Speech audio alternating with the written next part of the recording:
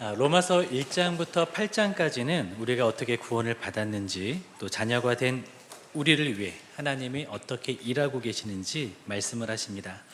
그리고 12장부터 16장까지는 의로워진 우리가 그 신분에 합당한 삶을 살아야 한다는 것을 말씀하고 있습니다. 그런데 오늘 본문인 9장에서부터 11장까지는 문맥상 왜 이 자리에서 하나님께서 이런 말씀을 하시는지 감을 잡기가 어려운 부분입니다. 9장부터 11장까지는 로마서에서 또 무척 난해한 본문이기도 합니다. 그래서 많은 해석들도 있습니다. 그렇다고 해서 억지로 본문을 우리의 논리에 맞추고 또 이것을 억지로 풀려고 하다가는 이단에 빠질 수도 있는 민감한 본문이 바로 오늘 본문이기도 합니다. 그래서 어떤 학자들은 로마서 9장부터 11장을 앞의 내용과 뒤의 내용 사이에 있는 깊은 협곡으로 표현을 하기도 합니다. 그러나 저는 로마서 9장부터 11장의 위치가 식빵에 접힌 부분이라고 생각을 합니다. 식빵의 가장자리와는 달리 식빵에 접힌 부분은 부드럽고 또 충분하게 잼이 발라져 있기 때문에 그렇습니다. 오늘 본문이야말로 농축된 복음이 있다고 저는 믿습니다. 왜냐하면 오늘 본문에는 복음의 주권이 누구에게 있는지를 밝히 드러내고 복음은 상벌 개념이 아니라 은혜라는 것을 말씀해 주십니다. 뿐만 아니라 은혜를 받은 사람이 하나님께 보답할 길은 없지만 그럼에도 불구하고 은혜 받은 자에게는 책임이 따른다라는 것을 말씀해 주시기 있기 때문입니다. 많은 분들이 오늘 본문을 가지고 양극단으로 갈라지기도 합니다. 그러나 우리는 그 어디에도 치우치지 말고 성경이 말씀하시는 대로 성경이 말씀하시는 데까지만 오늘의 본문의 말씀을 받아들이면 좋겠습니다. 오늘 본문은 세 가지의 참된 진실을 말씀해 주십니다. 그래서 오늘 설교의 제목은 참 진짜를 된소리로 발음한 찐입니다. 세 가지 참 진실인 찐 그리고 세 번째 찐을 살펴보고 우리에게 주시는 하나님의 음성을 듣기를 원합니다. 첫째로 바울의 동포 사랑은 찐이었습니다.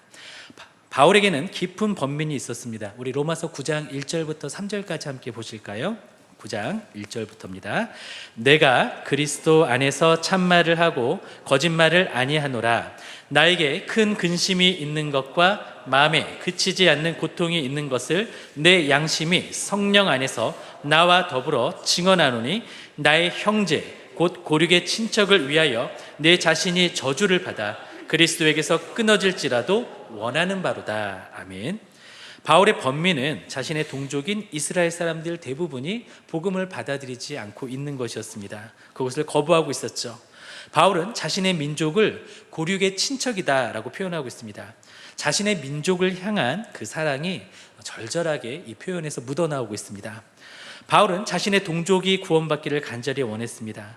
어느 정도로 간절히 바랬냐면 바울은 자신의 민족이 구원을 받는다면 자신이 저주를 받아서 그리스도의 사랑에서 끊어진다 할지라도 그 동족의 자신의 민족의 구원을 원한다. 자신의 희생을 기꺼이 감수하면서라도 그렇게 되기를 원한다라고 바울은 고백하고 그렇게 원했던 것입니다. 이것은 바울의 진심이었습니다.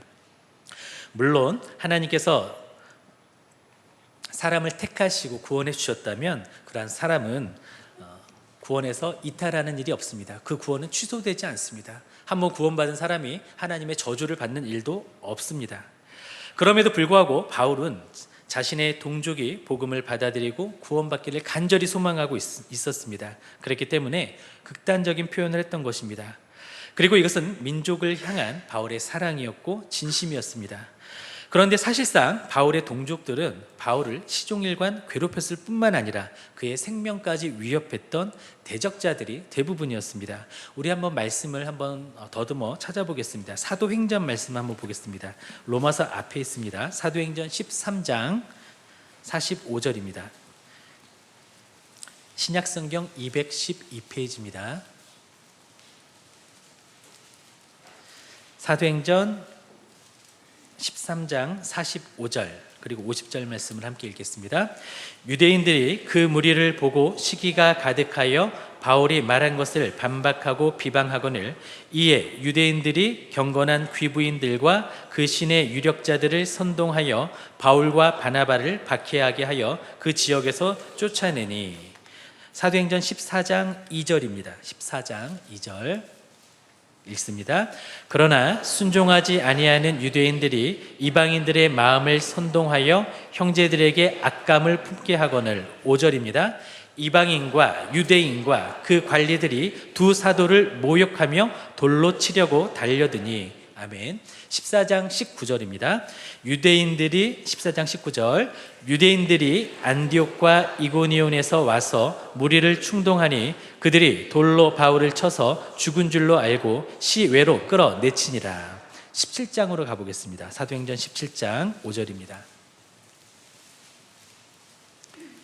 17장 5절 그러나 유대인들은 시기하여 저자의 어떤 불량한 사람들을 데리고 떼를 지어 성을 소동하게 하여 야손의 집에 침입하여 그들을 백성에게 끌어내려고 찾았으나. 17장 13절입니다. 13절 데살로니가에 있는 유대인들은 바울이 하나님의 말씀을 베레아에서도 전하는 줄을 알고 거기도 가서 무리를 움직여 소동하게 하거늘. 21장으로 갑니다. 사도행전 21장 31장 31절 그들이 그를 죽이려 할 때에 온 예루살렘이 요란하다는 소문이 군대의 천부장에게 들리매. 그들은 유대인입니다. 여기서. 그리고 사도행전 23장 12절 13절입니다. 사도행전 23장 12절 13절 같이 읽겠습니다. 날이 샘에 유대인들이 당을 지어 맹세하되 바울을 죽이기 전에는 먹지도 아니하고 마시지도 아니하겠다 하고 이같이 동맹한 자가 40여 명이더라. 아멘. 이처럼 바울이 복음을 전할 때에 바울을 가장 괴롭혔던 사람들은 이방인들이 아니었습니다. 바로 자신의 동족들이었습니다. 악의적인 소문과 비방은 물론이었고 폭력을 가하며 죽이려고 돌로 치기까지 했습니다. 고소도 했습니다. 그러나 법적으로 바울의 유죄를 증명할 길이 없자 정치적인 압박을 하기도 합니다. 그래도 유죄 판결이 힘들어지니까 또 압박을 해서 재판 장소를 옮겨달라고 하고 호송하는 중에 자객들을 시켜서 바울을 죽이려고까지 모의를 합니다. 바울을 위한 암살단이 조직되기도 합니다. 그러나 바울은 자신의 동족을 미워하지 않았습니다. 바울은 자신도 그들과 같이 예수님을 만나기 전에는 성도들을 핍박했던 죄인이었음을 기억하고 있었습니다. 그리고 자신이 죄인이었을 때 하나님의 사랑으로 자신을 구원하여 주셨음을 믿고 하나님의 사랑으로 자신의 동족들을 동일하게 사랑했습니다. 바울은 지금 자신의 동족들이 자신을 가장 괴롭게 하고 있지만 그들도 자신처럼 예수님을 믿어 구원을 받기를 소원했던 것입니다. 그것이 얼마나 간절했냐면 자신이 저주를 받아 그리스도의 사랑에서 끊어질지라도 자신의 동족이 구원받기를 간절히 바랬던 것입니다. 지금까지 로마서는 서신서라기보다는 복음에 대한 한 편의 논문이었습니다. 그 짜임새가 무척 논리적이었습니다. 그런데 9장에 이르러서는 논리가 아닌 마음으로서 이성이 아닌 정서적으로 로마서를 기록을 합니다. 자신의 전 존재를 걸고 동족 구원을 위해서 동족을 향한 사랑의 마음을 전합니다. 나에게는 큰 슬픔이 있고 내 마음에는 끊임없는 고통이 있습니다. 나는 육신으로 내 동족인 내 결례를 위하는 일이면 내가 저주를 받아서 그리스도에게 끊어질지라도 달게 받겠습니다. 이것은 바울의 진심이었습니다. 우리는 어떻습니까? 우리의 가족들에 대해서, 또 우리의 고륙 친척에 대해서, 우리의 민족에 대해서, 우리의 주변 불신 영혼들에 대해서, 또 죽어가는 세계의 수많은 영혼들에 대해서 우리가 그 영혼을 위하는 마음과 구원하고자 하는 구령의 열정과 사랑하는 마음이 있는지 이 아침에 돌아보기를 원합니다. 두 번째로, 구원에 대한 주권은 하나님께 있습니다. 이것은 하나님의 주권이라는 참입니다. 찐입니다.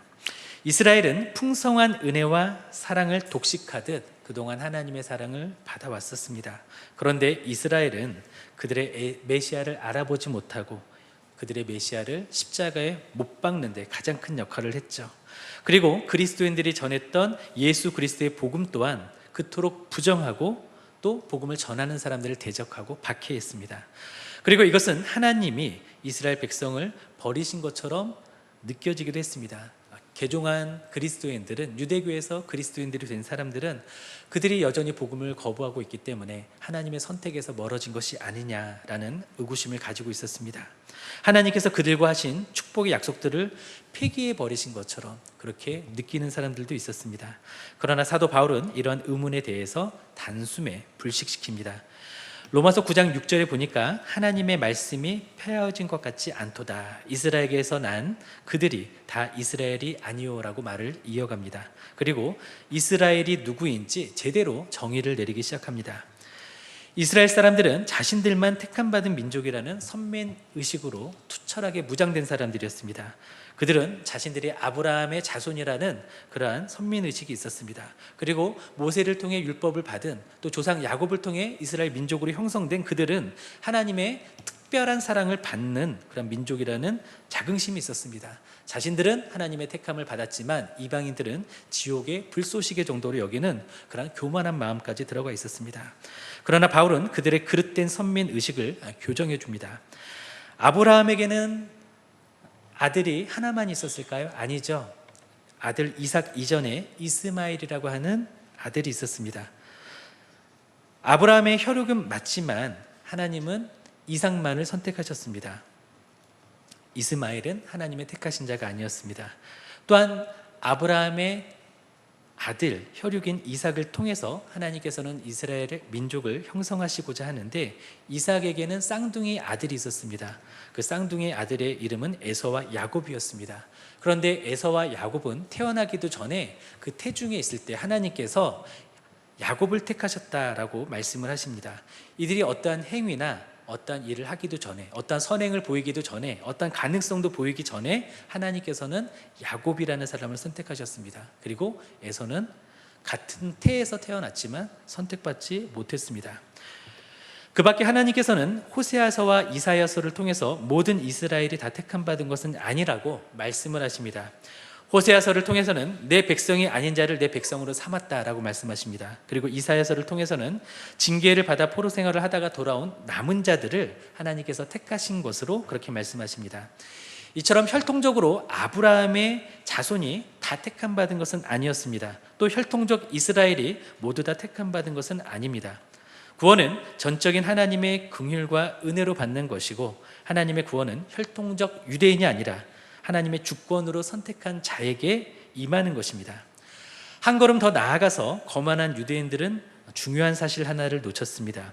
그들은 하나님의 주권이 아닌 율법으로, 자신의 행위로, 인간의 노력으로 구원을 받을 수 있다라고 생각을 했습니다. 자신들은 아브라함의 후손이죠. 또 이스라엘 민족이죠. 그리고 율법이 있죠. 그러니까 이 율법을 지킴으로 구원받을 수 있다라고 생각을 했습니다. 그래서 그들에게 율법이 아니라 은혜로 구원을 받는다라는, 그리스도의 십자가를 믿는 그 믿음으로 구원을 받는다라고 하는 복음을 거절해 버립니다. 그러나 오히려 율법이 없었던 이방인들은 어떻습니까? 그들은 복음을 받아들이고 믿습니다. 그렇게 됨으로써 그들이 진정한 영적인 이스라엘로 인정을 받게 됩니다. 그리고 14절에서 18절까지 보면 모세와 바로의 시대에 대해 말씀을 하십니다. 여기서 요점은 구원은 자신의 죄악으로 멸망받을 수밖에 없었던 사람들 중에서 하나님께서 선택하신 사람, 긍휼히 여겨주신 사람, 주님의 그 주권의 결과로 구원이 이루어진다는 것입니다. 사람들은 하나님께서 어떤 사람은 불쌍히 여기고 왜 어떤 사람은 사랑하시는데, 왜 어떤 사람은 택해 주시는데 왜 어떤 사람은 선택하지 않느냐, 이렇게 불공평하다고 하나님께 항변하기도 합니다. 그리고 하나님을 비난합니다. 그런데요, 긍휼이라는 것은, 은혜라고 하는 것은 선물의 성격을 갖습니다. 선물은 무엇이죠? 돈을 주고 사는 게 아닙니다. 선물은 받는 사람이 달라고 해서 주는 게 아니라 주고 싶은 사람이 호의를 베풀 때 선물이 주어지는 것이죠. 그런데 나에게 선물이 주어지지 않았다고 왜 나한테는 선물을 안 주냐고 빚을 갚으라는 식으로 그렇게 하나님께 따질 수는 없다라는 것입니다. 하나님의 긍휼은 전적으로 긍휼을 베푸시는 하나님의 의지에 달려있는 것입니다. 그리고 하나님은 모든 사람에게 긍휼을 베푸셔야 할 의무도 없으십니다. 하나님은 하나님의 의지대로, 하나님의 뜻대로 사람을 선택하시고 구원해 주십니다. 이것은 구원을 받는 자에게 있어서 선물입니다. 이것은 우리가 획득한 자격이나 권리도 아닙니다. 그리고 바로라는 한 사람의 예를 드는데, 바로는 어떻죠? 고집으로 하나님을 대적했습니다. 하나님께서 바로에게 여러 가지 기회를 줬습니다. 믿을 수 있는 기회를 줬죠. 10가지 재앙이라는 기회를 줬습니다. 그런데 바로는 어땠죠? 그때마다 하나님을 더욱 심하게 대적합니다. 바로는 하나님을 대적하는 그 고집대로 그대로 행합니다. 그리고 하나님께서는 그의 고집대로 행하도록 그대로 유기하십니다. 그대로 내버려 두십니다. 그가 선택한 그것을 그냥 하도록 두신 것이죠. 로마서 9장 18절에서는 그 모습을 하나님께서 완악하게 하셨다라고 이렇게 표현하고 있습니다. 개역 한글 성경에는 강팍하게 하셨다라는 표현을 썼는데, 하나님께서 악을 조장하신 것이 아니라, 하나님께서 그의 마음을 닫으신 것이 아니라 그의 마음이 가는 대로 하나님께서 그대로 두신 것입니다. 그 결과 그는 하나님을 끝까지 부정하고 하나님을 대항했던 것이죠.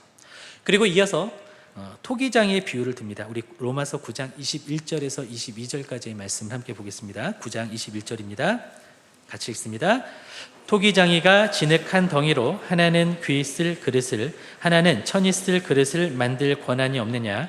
만일 하나님이 그의 진노를 보이시고 그의 능력을 알게 하고자 하사 멸하기로 준비된 진노의 그릇을 오래 참으심으로 관용하시고. 아멘. 토기장이가 진흙 한 덩이를 가지고 귀에 쓸 그릇과 또 천하게 쓸 그릇을 만들 권한이 있다라는 것입니다. 그리고 토기장이에게는 이 진흙을 깨트릴 권한도 있습니다. 그런데 토기장이는 오래 참음으로 그 그릇에 대해 관용했다라는 표현을 쓰고 있습니다. 하나님은 우리의 창조주이시고 우리는 하나님의 피조물입니다. 하나님은 우리의 주인이시고 우리는 하나님의 소유입니다. 하나님은 토기장이시고 우리는 그릇입니다. 하나님, 그런데 왜 나를 이렇게 천하게 만드셨나요? 이것은 불공평합니다. 이렇게 그릇이 토기장에게 따질 수 없듯이 사람은 하나님께, 창조주이신 하나님께, 주인이신 하나님께 따질 수가 없습니다. 하나님께 형평성과 공정성에 대해서 우리가 운운할 수는 없는 것입니다. 만일 누군가가 구원에서 멀어진다면 그것은 자신의 책임입니다. 그러나 누군가가 구원을 받는다면 그것은 하나님의 전적인 은혜 덕분입니다. 구원은 전적으로 또 하나님의 주권에 달려 있습니다. 여기에는 신비가 있습니다. 우리 잣대로 억지로 풀 수 있는 것이 아닙니다. 하나님 어떤 기준으로 사람을 선택하셨나요? 택하셨나요? 우리는 모르죠. 성경에도 그 기준에 대해서 말씀하고 있지 않습니다. 천국에 가셔서 물어보시면 됩니다. 다만 우리는 하나님의 주권에 대한 우리들의 태도를 가져야 하는데, 에베소서 1장 5절에서 6절은 이렇게 말씀하십니다. 그 기쁘신 뜻대로 우리를 예정하사 예수 그리스도로 말미암아 자기의 아들들이 되게 하셨으니 이는 그가 사랑하시는 자 안에서 우리에게 거저 주시는 바 그의 은혜의 영광을 찬송하게 하려는 것이다. 우리가 해야 되는 것은 무엇이죠? 나를 택해 주시고 구원해 주신 하나님께 찬송드리고 영광 돌리고 감사하는 것뿐입니다. 그렇습니다. 우리는 마땅히 멸망받아 마땅했던 사람들이었습니다. 하나님은 그런 우리를 하나님의 주권으로 택해 주셨습니다. 그리고 구원해 주셨습니다. 우리의 마땅한 반응은, 하나님 왜 저는 구원해 주시고 왜 저 사람은 구원해 주지 않았나요? 도대체 기준이 뭡니까? 이것은 공평하지 않지 않습니까? 이렇게 따지는 것이 아니라 거저받은 은혜에 감사하면서 하나님의 영광을 찬송하는 것입니다. 이것이 구원받은 자의 본분인 것입니다. 셋째로, 전도와 선교의 의무는 찐입니다. 하나님은 우리를 예지하셨고 예정하셨고 소명하셨고 칭의하셨고 영화롭게 하셨습니다. 하나님을 사랑하는 자, 그의 뜻대로 부르심을 입은 자들에게는 모든 것이 합력하여 선을 이루십니다.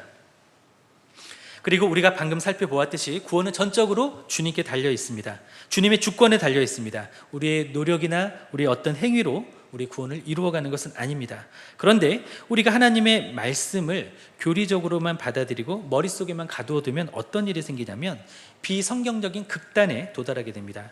비성경적인 극단이란 세상을 구원하시려는 하나님의 계획에 인간은 아무런 상관이 없다라고 생각하는 것입니다. 그리고 운명론에 빠지는 겁니다. 내가 노력을 하나 노력을 하지 않으나 어차피 하나님이 알아서 하실 테니, 결과는 같을 테니 나는 할 것이 없다라고 하면서 무기력에 빠지는 거죠.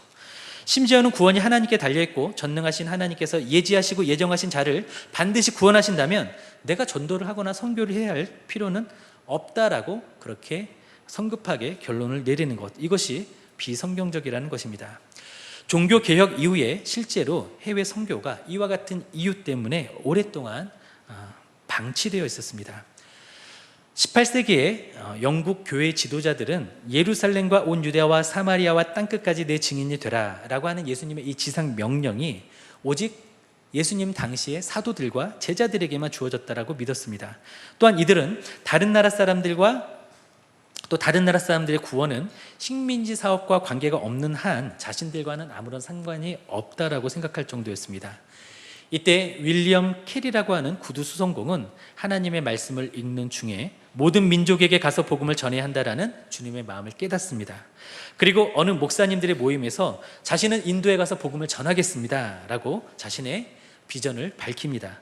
그러나 당시의 교회 지도자들은 윌리엄 캐리를 철없는 젊은이로 생각하고 그를 향해 외칩니다.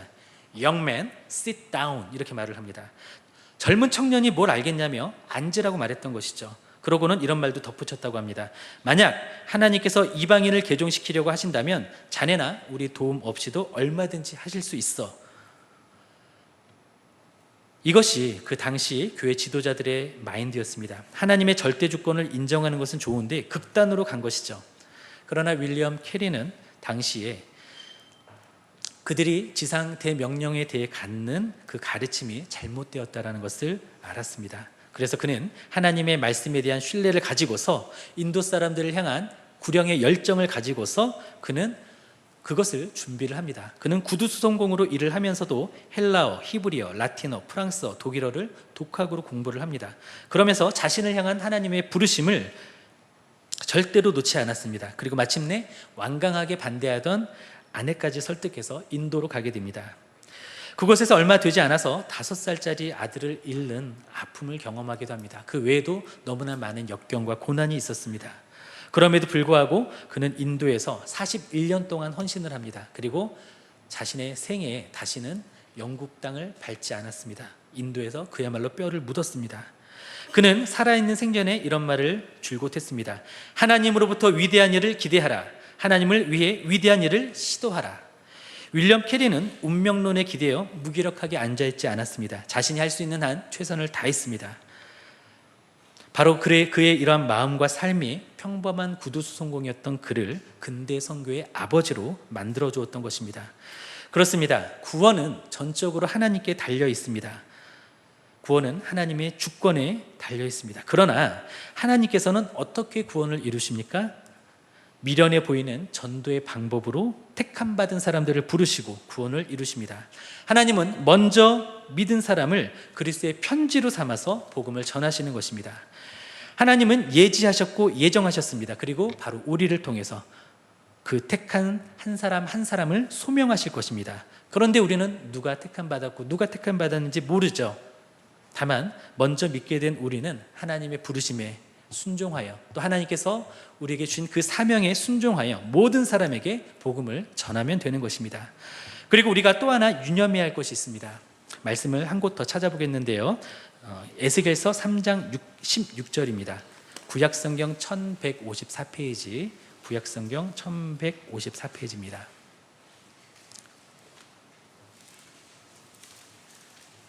구약성경 1154페이지입니다. 에스겔서 3장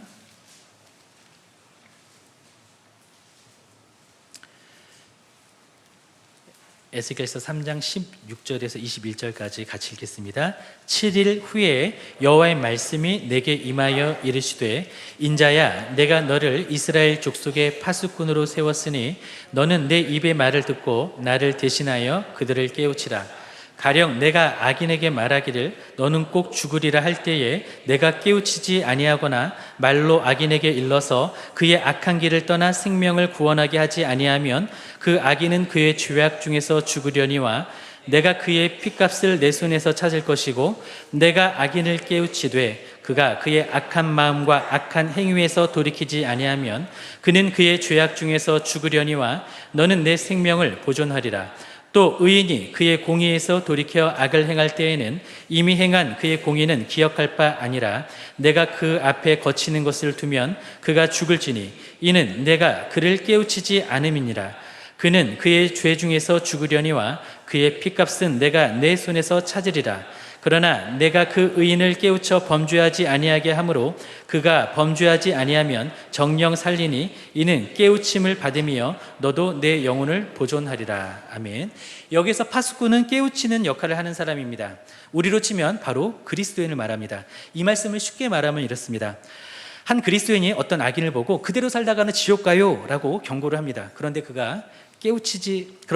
그런 그를 깨우치지 않고 그 말을 하지 않고 그대로 방치해서 그가 지옥에 가게 됩니다. 그러면 악인은 그 자신의 죄 때문에 죽을 것이죠. 그러나 하나님은 그 악인의 핏값을 전하지 않은 그리스도인에게 찾으실 것이라고 말씀하시는 겁니다. 그러나 그리스도인이 그 악인을 깨우쳐서 돌이키려고 노력을 했지만 그럼에도 불구하고 악인이 고집대로 지옥에 가게 됐습니다. 그러면 악인은 자신의 죄악대로 죽습니다. 그러나 그리스도인은 그 악인의 영혼에 대해서는 책임이 없는 것입니다. 반대로 돌이킬 수 있는 사람이 있는데 그 사람이 깨우쳐지지 않아서 그 사람이 심판을 받았다고 생각을 해보기를 원합니다. 그러면 그 사람은 결국 깨우치지 못하고 자신의 죄악 중에서 죽게 됩니다. 그리고 그리스도인은 그 영혼을 깨우치지 않은 책임이 있는 것이죠. 그런데 그리스도인이 깨우쳤을 때 그 사람이 돌이켰다면 그는 심판을 받지 않고 살 것이고 그리스도인도 그 영혼을 보존하게 될 것입니다. 이 말씀을 보면 어떻습니까? 마치 구원이 하나님의 주권에 달려있는 것이 아니라 자신의 선택, 자신의 책임에 달려있는 것처럼 보이고 또 그것을 전하는 사람이 있느냐 없느냐의 유무에 달려있는 것처럼 보이지 않습니까? 사람의 손에 구원이 달려있는 것처럼 보입니다. 그러면 성경이 모순된 것일까요? 아까는 구원은 전적으로 하나님의 주권에 달려있다라고 말씀을 드렸는데 지금 읽은 본문에서는 구원이 마치 사람의 손에 달려있고 사람이 선택하고 사람이 결정하고 또 사람이 전하지 않으면 구원이 불가능한 것처럼 묘사가 되어 있습니다. 하나님께서 말씀을 잘못하신 것일까요? 하나님께서 모순된 분이실까요? 아니죠. 하나님은 초이성적인 분이십니다. 하나님의 말씀 또한 그렇습니다. 우리는 하나님의 경륜과 섭리를 다 이해할 수는 없습니다. 우리는 성경에 있는 모든 내용을 억지로 순서를 매기거나 통합하려고 해서는 안 됩니다. 성경을 있는 그대로 믿어야 합니다. 성경이 A를 말씀하시면 우리는 그 A를 믿어야 합니다. 그런데 성경이 A의 내용과 반대되는 B를 말씀하시면 그 B도 믿어야 합니다. 이해가 안 가는 부분이 있으면 천국에 가셔서 하나님께 직접 물어보시기를 바랍니다.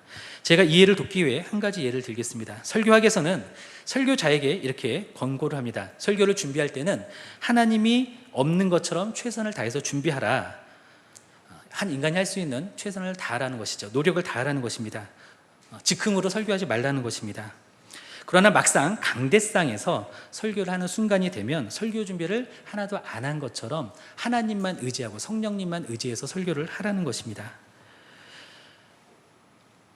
설교 사역은 성령의 역사가 일어나야지만 가능한 것이기 때문에 성령님께 전적으로 맡기라는 것이죠. 그 과정에서 자신에게 또 주어진 책임이 있었는데 그것은 준비 과정에서 최선을 다하라는 것입니다. 이와 마찬가지로 복음을 전할 때는 내가 복음을 지금 전하지 않으면 그 영혼이 지옥에 갈 것이라는 절박함과 책임감을 가지고 복음을 전해야 합니다. 그리고 복음을 전한 후의 결과에 대해서는 모든 주권을 하나님께 맡기고 하나님의 일하심과 섭리에 맡겨야 합니다. 구원은 전적인 하나님의 주권에 달려 있습니다. 그러나 한편 구원은 사람의 손에 달려 있는 것처럼 여기고 최선을 다해서 우리는 전도와 선교를 해야 합니다.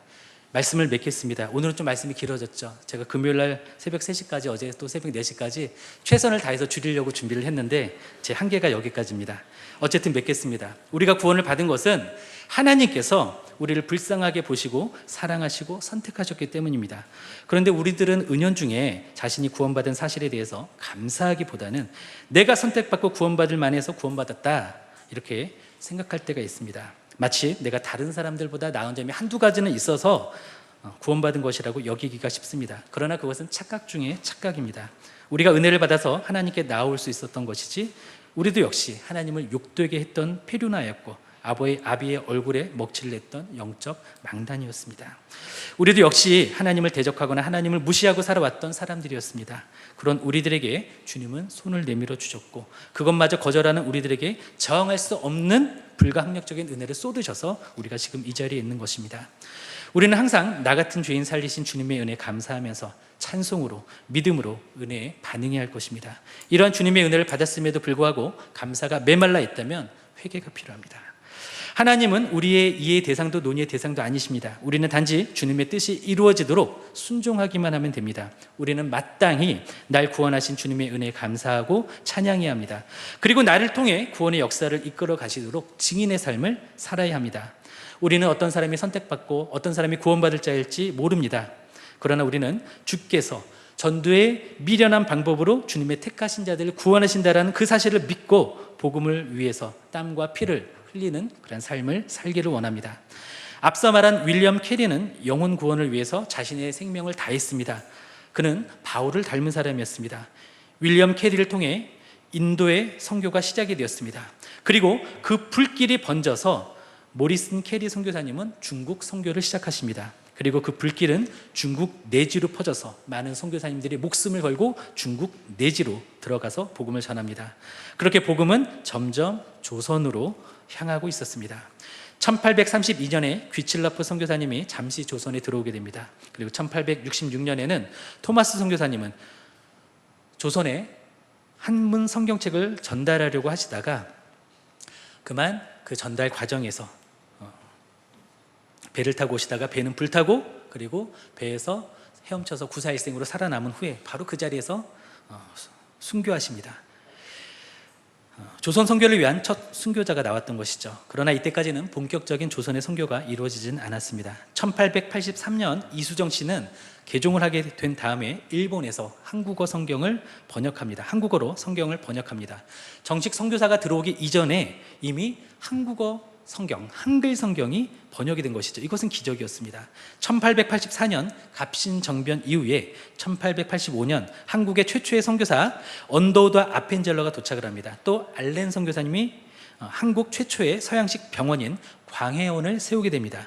교육과 의료 사역을 통한 선교는 효과적이었고 복음은 확산됩니다. 1890년에는 세브란스 병원이 세워지고 평양에서는 로제타 학교와 병원이 또 세워집니다. 그리고 복음은 조선의 각 지방으로 확산됩니다. 1890년에는 대구 선교를 시작으로 경상도 지역에 복음 전파가 일어나고 1893년에는 호남 지방에 7인의 선교사님들이 들어오고 광주를 시작으로 호남 지역이 개척이 됩니다. 그리고 복음은 당시에 같은 한글을 쓰면서도 조선말을 쓰면서도 문화나 언어까지도 너무나 달랐던 제주도로 전파가 됩니다. 그래서 한국인 선교사인 이기풍 선교사님이 제주도에서 선교 사역을 하십니다.